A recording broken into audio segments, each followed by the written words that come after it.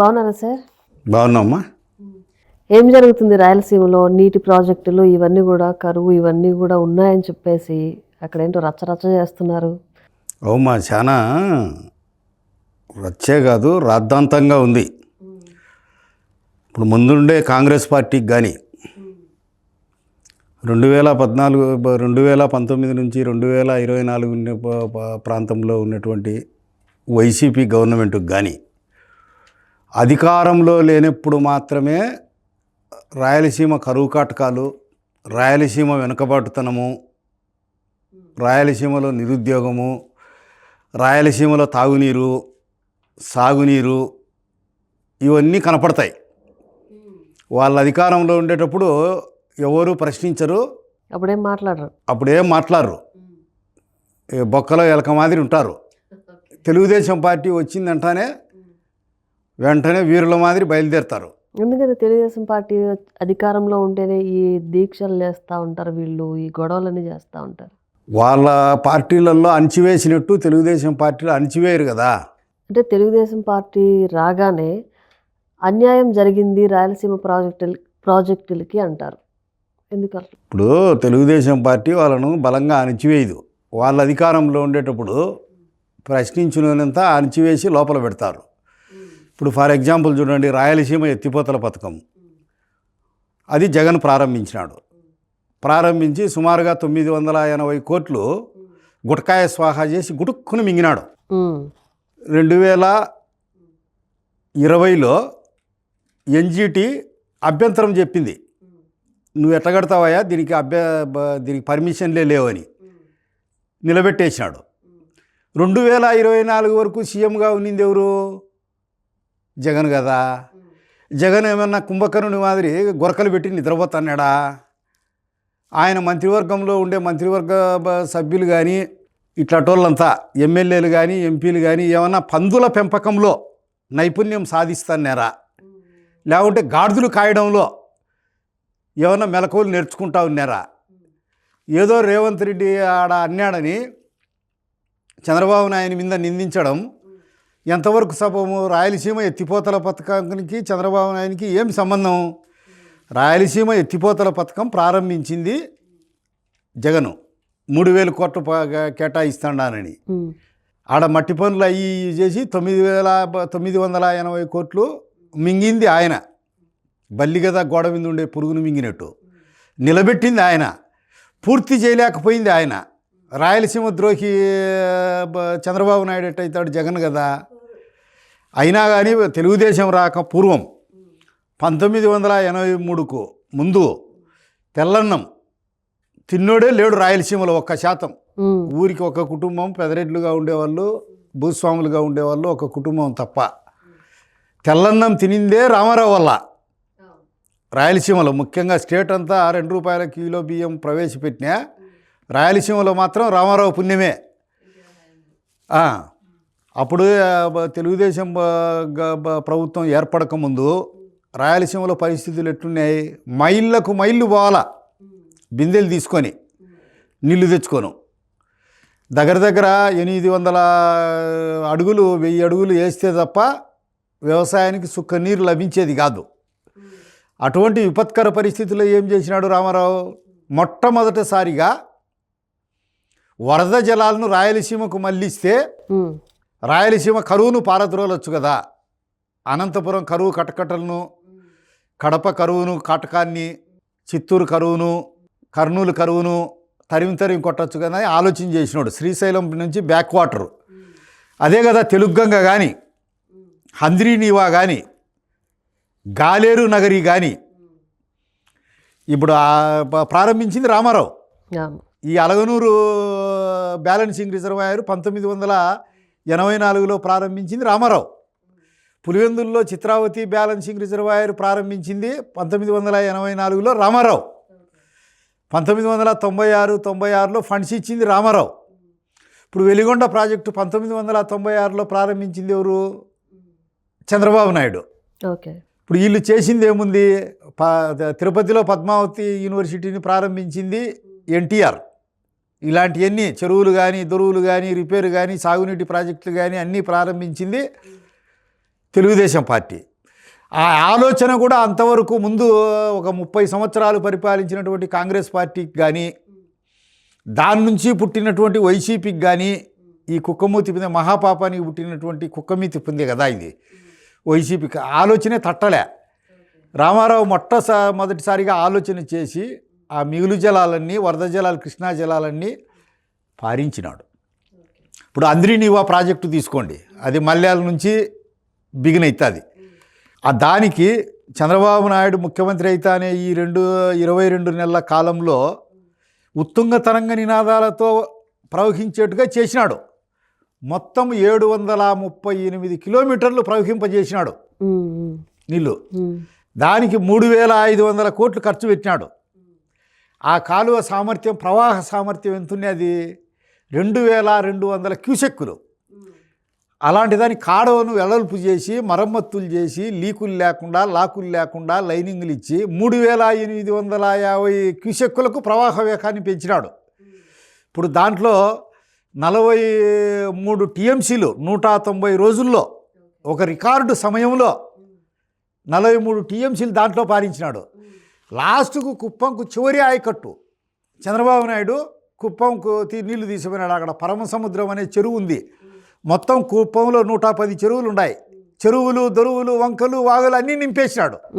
అదే జగన్ ఏం చేసినాడు? 2024లో పెద్ద పెద్ద డ్రామా సెట్టింగులు వేసి, వాటర్ ట్యాంకర్లు తీసుకుపోయి దాని ఆ కాలువల్లో నీళ్ళు ఇడిచి, నేను నీళ్ళు ఇడిచినానా హో అని తప్పుడు కూతలన్నీ కూర్చున్నాడు. ఆయన ఆ బెంగళూరు పోయి విమానం ఎక్కే లోపలనే ఆ కాలువల్లో ఇడిచిన నీళ్ళన్నీ ఆరిపోయినాయి. అది అతను ఒక లొట్టపీసు ముఖ్యమంత్రి. ఏం ముఖ్యమంత్రి? ఒక లొట్టపీసు ముఖ్యమంత్రి. ముఖ్యమంత్రి అనే పేరుకు కూడా అనర్హుడు. నిన్న మరి ముఖ్యమంత్రి అవ్వాలని పూజలు చేస్తున్నారుగా. చేస్తాడు, ముఖ్యమంత్రి అవ్వాలి అని చెప్పేసి దీవిస్తున్నారు అక్కడ. దీవిస్తారు. ఇప్పుడు ఒకటి గుర్తుపెట్టుకోండి, కప్ప ఎంత ఊపిరి బిగబట్టినా యుద్ధమైనా కాలేదు. కప్పలాంటోడు ఎంత ఊపిరి బిగబడితే పొట్ట పగిలి చచ్చాడు. చంద్రబాబు నాయుడు అవుతాడా? కప్ప ఊపిరి బిగబడితేనే యుద్ధమైన అవుతుంది. వెలుగొండ ప్రాజెక్టు తీసుకోండి, తొలి దశ నిర్మాణ పనులకు 2,000 కోట్లు కావాలా. ఆడ కొంపగోడి పోగొట్టుకొని నిర్వాసితులైన వాళ్ళకు పునరావాసం కోసం 1000 కోట్లు కావాలా. అట్లాంటి సాటి ఏం చేసినాడు చంద్రబాబు నాయుడు? ఆ ఫీడర్ కాలువల మరమ్మతుల కోసము అందుకు 456 కోట్లు ఆల్రెడీ ఖర్చు పెట్టినారు, మంజూరు చేసినాడు. చేసే దానికి 571 కోటి ఆల్రెడీ ఖర్చు పెట్టినాడు. నిన్న కూడా పోయి ఆ ఫీడర్ కాలువకు శంకుస్థాపన చేసినాడు. మళ్ళా 550 కోట్లు ఎంతో ఇచ్చాడా అని చెప్పి. జగన్ ఏం చేసినాడు 2024లో? అబ్బా ఏదో తను పూర్తి చేసినట్టు వెలుగొండ ప్రాజెక్టు జాతికి అంకితం చేస్తానంట. అదే జాతీయ ప్రాజెక్టు. ఈయన పెద్ద మనగాని మాదిరి ఉత్తపాసు. అది ఆ డొల్లతనం అందరికి కనపడినది. ఇప్పుడు 2024లో మీకు గుర్తుందా? ఆగస్టులో తుంగభద్ర డ్యామ్ 19వ గేటు కొట్టుకొని పోయింది ప్రవాహ వేగానికి. అప్పుడు కన్నయ్య నాయని పిలిచి చంద్రబాబు నాయుడు మేఘాల మీద యుద్ధ ప్రాతిక మీద జిందాల వారి సహకారంతో 19వ గేట్ను బిగించినాడు. ఇంకా అది పాత డ్యామ్ అయిన దానివల్ల 33 గేట్లు కాలపరిమితి ముగిసిపోయినాయి. తుమ్మితే ఊడిపోయే ముక్కుల మాదిరి ఉన్నాయి. ఎప్పుడు కావాలంటే అప్పుడు ఊడిపోతాయి. అక్కడ చేరిన ప్రవాహం అంతా సముద్రం పాలవుతుంది. అటువంటి విపత్కర పరిస్థితుల్లో ఏం చేసినాడు? 55 కోట్లు శాంక్షన్ చేసినాడు. పనులు స్పీడ్గా జరుగుతున్నాయి. ఆ 33 గేట్ల స్థానంలో స్టాక్ లాక్ గేట్లను కొత్త ఏర్పాటు చేస్తున్నాడు మీరు. ఇకపోతే గోదావరి డెల్టాకు ఆయువు పట్టేది ధవళేశ్వరానికి మొత్తం 175 గేట్లు ఉన్నాయి. ఇప్పుడు 2014 నుంచి 2019 వరకు సీఎంగా చంద్రబాబు నాయుడు ఉన్నప్పుడు సుమారుగా 58 గేట్లు బిగించినాడు. ఇంకా 117 గేట్లు ఉన్నాయి. మరి 2019 నుంచి 2024 వరకు సీఎంగా ఉన్నటువంటి జగను ఒక్క గేటన్నా బిగించినాడా? ఇప్పుడు ఆ ధవళేశ్వరం గేట్లకు 150 కోట్లు కేటాయించినాడు. ఆ గేట్లన్నీ కూడా పూర్తి చేస్తాడు. ఇప్పుడు ఇట్లా ప్రతి ఒక్కటి జగన్ హయాంలో ప్రాజెక్టుల నిర్వహణ కోసం ఒక దమ్మిడి ఇవ్వడం కానీ, కాలువలకు మరమ్మతు చేయడం కానీ, గడ్డి గాదము కాలువల్లో పడే జమ్మి చెట్లు పీకియడం కానీ, లీకులు బుడ్చడం కానీ, లాకులు బుడ్చడం కానీ, లైనింగ్ పనులు కానీ చేసింటే ఒట్టింది. ఇప్పటికే ఈ వెలుగొండ ప్రాజెక్టులో 3708 మీటర్ల పనులు, సొరంగం పనులు అయిపోయినాయి. అడే ఆశామాచి కాదు. ఇప్పుడు ఈ ప్రాజెక్టులకు అన్ని దాంట్లకు ఇప్పుడు చెప్పినా కదా, ధవళేశ్వరం డ్యాముకు కానీ, శ్రీశైలం రిజర్వాయర్కి కానీ, తుంగభద్ర డ్యాముకు కానీ, కండలేరుకు కానీ, సోమశిల ప్రాజెక్టుకు కానీ, గుండ్లకమ్మకు కానీ, గోర్నకల్లు ప్రాజెక్టుకు కానీ, అవుకుకు కానీ, మైలవరం డ్యాంకు కానీ మరమ్మతుల కోసం 610 కోట్లు ముందే కేటాయించినాడు. పనులు స్పీడ్గా జరుగుతున్నాయి చంద్రబాబు నాయుడు గారు. ఇప్పుడు ఇంకా మిగతా ప్రాజెక్టులకు కూడా ఇవన్నీ అన్ని ప్రాజెక్టులకు ఉండేదానికి 850 కోట్లు ఆల్రెడీ చేసినాడు. 11,359 పనులకు అన్నీ ఐడెంటిఫై చేస్తున్నారు. ఇప్పుడు పోలవరం తీసుకోండి. పోలవరం ఎడవకాల పనులు పూర్తిగా జరుగుతున్నాయి. ఎడవకాలం పూర్తి కాకుండా హెడ్ రెగ్యులేటర్ పనులు జరిగినా వృధా. దానికి ఆల్రెడీ చంద్రబాబు నాయుడు 900 కోట్లు కేటాయించినాడు. డయాఫ్రమ్ వాల్ నాశనమైంది, దుంపనాశనమైంది, ధ్వంసమైంది జగన్ గవర్నమెంట్. పోనీ డయాఫ్రమ్ వాలన్నా బిగించినాడా? ఇప్పుడు డయాఫ్రమ్ వాల్ బిగించడం జరుగుతుంది. అలగనూరు ప్రాజెక్టు బ్యాలెన్సింగ్ రిజర్వాయరు 1984లో రామారావు ప్రారంభించినాడు. 3,26,00,000. దానివల్ల 94 ఎకరాలు సాగవుతుంది. ఆళ్ళగడ్డలో, మైదుకూరులో, ప్రొద్దుటూరులో, కడపలో. అదంతా కృంగిపోయి మరమ్మతులకు నోచుకోక, ఒక చారడు నీళ్ళు కూడా లేక ఇబ్బంది పడుతున్నారు. అక్కడ చేపలు పట్టుకునే వాళ్ళందుకు కొన్ని వేల మంది బతికేవాళ్ళు. 1,00,000 ఎకరాలు, 94,000 ఎకరాలు అంటే ఆషామాషి కాదు. పాడి పంటల సౌభాగ్యంతో వెలిసిల్లేది. ఇప్పుడు చంద్రబాబు నాయుడు దానికి 36 కోట్లు కేటాయించినాడు. ఆగమేఘాల మీద పనులు జరుగుతాయి. అప్పుడు కాంగ్రెస్ ఉండేటప్పుడు కూడా అంతే. అప్పుడు తుంగభద్ర డ్యాము ఈ మద్రాసు ఉమ్మడి ప్రభుత్వము, ఈ నిజాం ప్రభుత్వము కలిసి నిర్ణయించిన. ఆంధ్ర రాష్ట్రం విడిపోయేటప్పుడు ఈ దాని బళ్ళారి జిల్లాలను పోగొట్టింది ఎవరు? కాంగ్రెస్ వాళ్ళు కదా. బళ్ళారి ప్రాజెక్టు పోతానే ఉత్తుంగ తరంగ నినాదాలతో పొంగి ప్రవహించే ఈ బళ్ళారి జిల్లాల్లో ఉండే తుంగభద్ర డ్యాము, ఆ రోజు సంజీవ్ రెడ్డి ఏం చేసినాడు? 80% కరెంటు తీసుకొని 20% నీళ్లు పంచుకున్నాడు. ఆన్నే రాయలసీమ ప్రయోజనాలకు మొదటి దెబ్బ తగిలింది.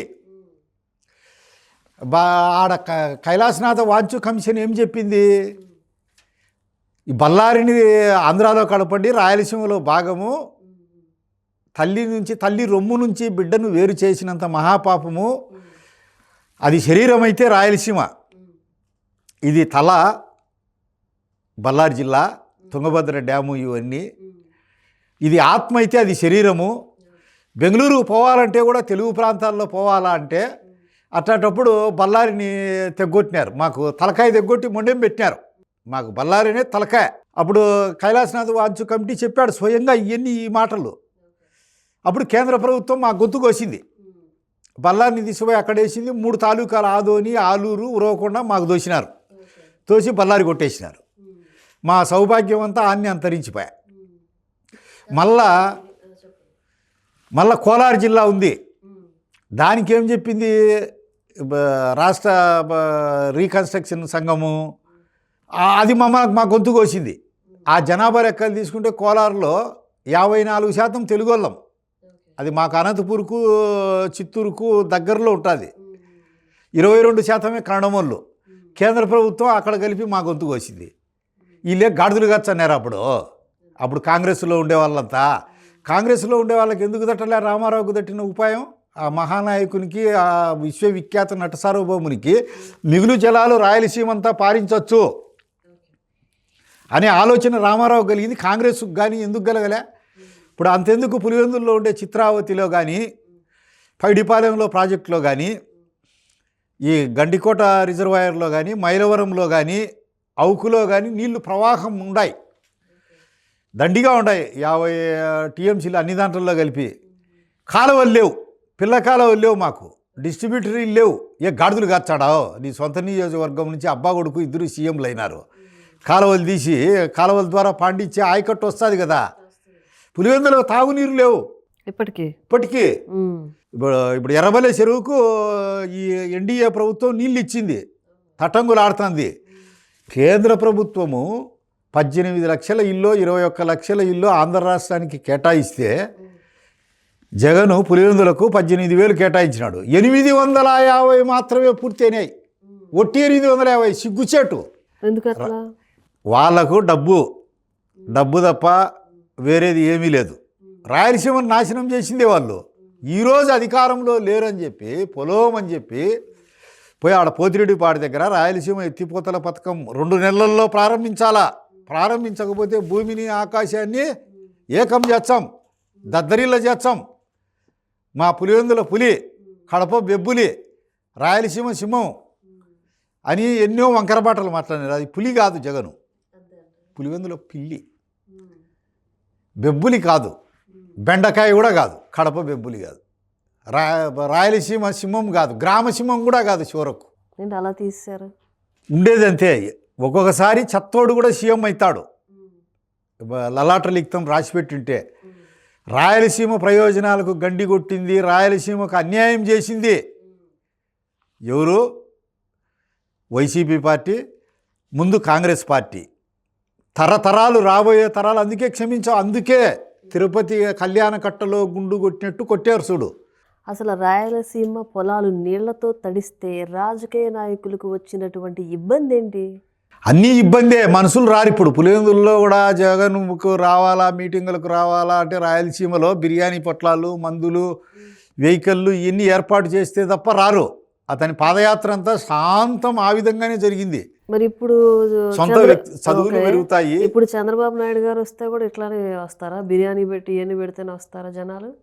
చంద్రబాబు నాయుడికి ఆ అలవాటు లేదు, బిర్యానీలు పెట్టేది, మందులు పెట్టేది. అతను రాయలసీమ ప్రగతికి, పురోగమనానికి, సౌభాగ్యానికి, అభ్యుదయానికి నిరంతరాయంగా కష్టపడినాడు. ఈరోజు రాయలసీమలో ప్రాజెక్టులు కానీ, చెరువులు దొరవలు కానీ, వంకలు వాగులు కానీ పరవళ్ళు తొక్కుతా ప్రవహిస్తాయి అంటే తెలుగుదేశం ప్రభుత్వం, చంద్రబాబు నాయుడు, రామారావు కారణం. వీళ్ళు ఇద్దరు ప్రాతస్మరణీయులు రాయలసీమకు. ఇప్పుడు ఈ చదువు పెరిగింది. ఈయన పెట్టిన ఐటీ వల్లనే హైదరాబాదులో ఐటీ పెడితే పులివెందుల తాలూకాలో ఇంజనీర్ గ్రాడ్యుయేట్ కానోడే లేడు. ఎప్పుడో 15 సంవత్సరాలు కిందటనే పెట్టిన తర్వాత 15 సంవత్సరాల కిందటనే ఒక సుమారు 2,500 మంది 3,000 మంది ఫారిన్లో ఉన్నారు ఐటీఐ నిపుణులు. ఇప్పుడు అంత ఎందుకు? ఇప్పుడు వాళ్ళ కాలేజీ ఉంది కదా, ఇప్పుడు లయోలా కాలేజీ అని పిలిచేది. ఆ కాలేజీకి ఎయిడ్స్ ఇచ్చింది ఎవరు? రామారావు, వీరారెడ్డిగా మంత్రిగా ఉన్నప్పుడు. ఇప్పుడు పాలిటెక్నిక్ కాలేజీలో 100 మంది ఉన్నారు, రిటైర్ అయ్యారు. వాళ్ళకి పెన్షన్ ఎంత? అవమానం 2,000. వాళ్ళకి పెన్షన్లు కూడా నీకు 30 సంవత్సరాలు దొంగ ఓట్లేసి నానా ఏజెంట్లుగా ఉండి అందరితో అనిపించుకొని చీకొట్టుకొని వాళ్ళకు పెన్షన్లు కూడా ఇలేని దుర్మార్గుడు ఎవడంటే జగను, రాజశేఖర రెడ్డి. 100 మంది ఉన్నారు, బతికుండారు. రాయలసీమ పొలాల్లో నీళ్లతో తడిస్తే రాజకీయ నాయకులకు వచ్చినటువంటి ఇబ్బంది ఏంటి? మనుషులు పుట్టరు, వ్యక్తిత్వం ఉంటుంది. దాని వల్ల రాయలసీమ పొలాలు తడిచే పంటలు పండించుకుంటారు. సిరి సంపదల సౌభాగ్యంతో, పాడి పంటల సౌభాగ్యంతో వర్ధిల్లుతారు. వాళ్ళ పిల్లలను ఫారిన్లకు, విదేశాలకు పంపించి మంచి మంచి కాలేజీల్లో చదివించుకుంటారు. ఇంకా మంచి ఉద్యోగాలకు పోతారు. పేరెంట్స్ని కూడా సైలెన్స్లో పెడతారు. మీకు ఏం కావాలనో మేము పంపిస్తాం, మీరు మర్యాదగా ఇంటి పట్టున ఉండండి, పోవద్దు, వాళ్ళ బారిన పడద్దు, వాళ్ళ అరాచకానికి లోను కావద్దు అని చెబుతారు. వాళ్ళకైనా నష్టమే కదా. బేవారసుగా తిరిగి వాళ్ళ ఎంటమ్మడి రాళ్ళు ఏమంటే రాళ్ళు, అవాకులు, చెవాకులు, ప్రేలే వాళ్ళు వీళ్ళంతా దొరకరు కదా. అదంతా నష్టమే కదా వాళ్ళకు. ఎంత బేవారసు వాళ్ళు ఉంటే అంత మేలు. రాయలసీమలో రాజకీయ నాయకులు ఎన్టీఆర్ గారు తప్ప ఎక్కువగా ముఖ్యమంత్రులు అయ్యింది కాంగ్రెస్ పార్టీ నుంచే. మీరేమంటారు? 100% నిజమంట. సంజీవ్ రెడ్డి అనంతపురం నుంచి అయినాడు. ఆయన 4 సంవత్సరాల పల్చీలుకున్నాడు. అంటే ప్రస్తుతం కావచ్చు. కర్నూలు నుంచి సంజీవ్ అయినాడు, కర్నూలు నుంచి విజయభాస్కర్ రెడ్డి అయినాడు, చిత్తూరు జిల్లా నుంచి కిరణ్ కుమార్ రెడ్డి అయినాడు. అంతా మా వాళ్ళే అయింది, ఎక్కువ రెడ్లే. సంజీవయ్య ఎస్సీ మా వాళ్ళు కాబట్టి ఆడ రాయలసీమ గొంతు కోసేదానికి వీలు పన్నది. దూరమోడైతే చేయలేడు. రామారావు కూడా రాయలసీమడు అనుకోవాలి, రాయలసీమకు దత్తపుత్రుని అని చెప్పుకున్నాడు ఆయన. ఆయన బతికినన్ని రోజులు ప్రాతినిధ్యం వహించింది అనంతపురం జిల్లా హిందూపూర్ నియోజకవర్గం నుంచి. ఇప్పుడు వారి కుమారుడు బాలకృష్ణ కూడా హిందూపూర్ నియోజకవర్గం నుంచే ప్రాతినిధ్యం వహిస్తున్నాడు. పులివెందుల్లో ఇప్పుడు ప్రస్తుతం ఉన్నటువంటి సమస్యలు ఏంటి? అక్కడ ఎలా ఉంది పరిస్థితి? ప్రజలంతా ఆనందోత్సాహాలతో ఉండారు. పెన్షన్లు వస్తుండాయి, పంటలకు కూడా మినుముకు మంచి ధర వచ్చింది, శనగలకు మంచి ధర వచ్చింది, అరటికాయలు ధర పెరిగినాయి. అన్ని ప్రజలు ఉత్సాహంగా ఉండారు. ఆ రాక్షస రాజ్యం పోయింది. తెలుగుదేశం పార్టీలో సుసంపన్నంగా ఉన్నారు. శాంతి భద్రతల పరిస్థితి బేషుగ్గా ఉంది. ప్రజలు ఫస్ట్ క్లాస్గా ఉండారు. మళ్ళా కూడా పులివెందులో కూడా ఈసారి ఓడిస్తాం. పులివెందులో కూడా ఓడిస్తాం. మొన్న ఎందుకు ఓడించలేకపోయారు? మొన్న టెక్నికల్ మిస్టేక్స్ అంతే, కొన్ని టెక్నికల్ మిస్టేక్స్. వాళ్ళ ధన ప్రవాహం, మళ్ళా సీఎం అవుతామని ప్రజలను ప్రలోభ పెట్టడం, ఇటువంటి కారణాల వల్ల ఓడాం. కానీ మాకేం శక్తి లేక కాదు. ఏమో మళ్ళీ ధన ప్రవాహం పెట్టొచ్చేమో కదా. పెట్టినా కానీ ఇంకా నమ్మరంటారా? ఇంకా నమ్మరు. అయిపోయింది అని కళ్ళకు కనపడుతుండాయి. ఏ ప్రాజెక్టు కూడా ప్రజల కోసము నీళ్ళు ఇడసలే, ఏది కూడా పూర్తి చేయలే, రోడ్లన్నీ అట్నే వదిలేసినారు. ఇప్పుడు చంద్రబాబు వచ్చిన తర్వాత ఏం పూర్తి చేస్తున్నాం కదా. వాటరు చిత్రావతి బ్యాలెన్సింగ్ వాటర్ అంతా, త్రాగునీరంతా పార్నపల్లిదంతా కూడా వేముల, వేంపల్లి, చక్రాయపేట వరకు పోతాండాయి కదా. పోతాండాయి. ఎర్రవల్లి చెరువుకు నీళ్లు నింపినాము, కాలువలు అవన్నీ పూర్తి అవుతాండాయి. చంద్రబాబు నాయుడు గారి హయాంలో డ్రిప్ ఇరిగేషన్ వల్ల అరటి సాగులో మేము ఆసియా ఖండంలో నెంబర్ 1. మామైనా పండించేవాడు లేరు. ఇవన్నీ చంద్రబాబు పెట్టింటే కదా డ్రిప్ ఇరిగేషను ఇవన్నీ. అప్పుడు ధరల స్థిరీకరణ ఇది అన్నాడు. ఎంత పెట్టినాడు? అతని హయాం అంతా కలిసి కూడా 1200 కోట్లు పెట్టా. చంద్రబాబు నాయుడు గారు ఇప్పటికే పెట్టినాడు. ఇప్పుడు మళ్ళీ 500 కేటాయించినాడు. కాబట్టి చంద్రబాబు నాయుని పాలన ఇది స్వర్ణయుగం. ఇప్పుడు స్వర్ణయుగం అని అనుకుంటున్నారు. పరిపాలన మీద పూర్తి దృష్టి కేంద్రీకరించినారు. ఇప్పుడు రాయల కాలంలో రతనాలు అమ్మేవాళ్ళు రాసులు పోసి, వజ్ర వైడూర్య మరకత మాణిక్యాలంతా.